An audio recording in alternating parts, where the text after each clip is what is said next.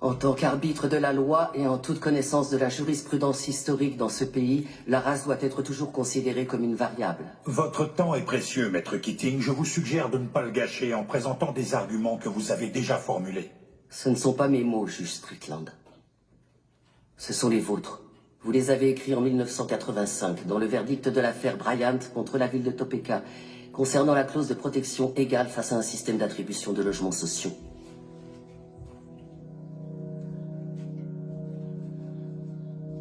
Le racisme fait partie de l'ADN des États-Unis d'Amérique.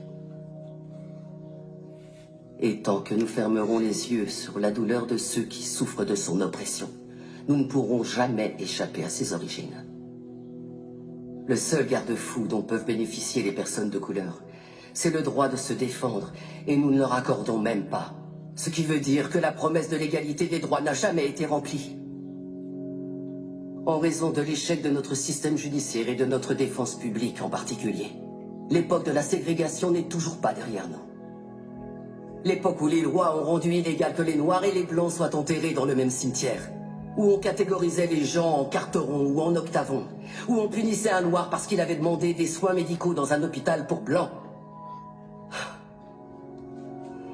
Certains prétendent que l'esclavage est révolu. Mais allez dire ça aux prisonniers qui sont parqués dans des cages et à qui on dit qu'ils n'ont pas le moindre droit. Des personnes comme mon client Nathaniel Leahy et des millions d'autres personnes comme lui qui sont enfermées dans nos prisons et reléguées à une existence indigne d'un être humain. Il n'y a aucune alternative à la justice dans cette affaire. Il n'y a pas d'autre option. Prendre une décision à l'encontre de mon plaignant, c'est choisir de remplir les poches des propriétaires de prison, plutôt qu'offrir une défense digne de ce nom à tous ceux qui y sont enfermés. Est-ce que c'est l'Amérique dans laquelle veut vraiment vivre cette cour? Un pays où l'argent a plus d'importance que l'humanité? Où la criminalité est confondue avec les troubles mentaux?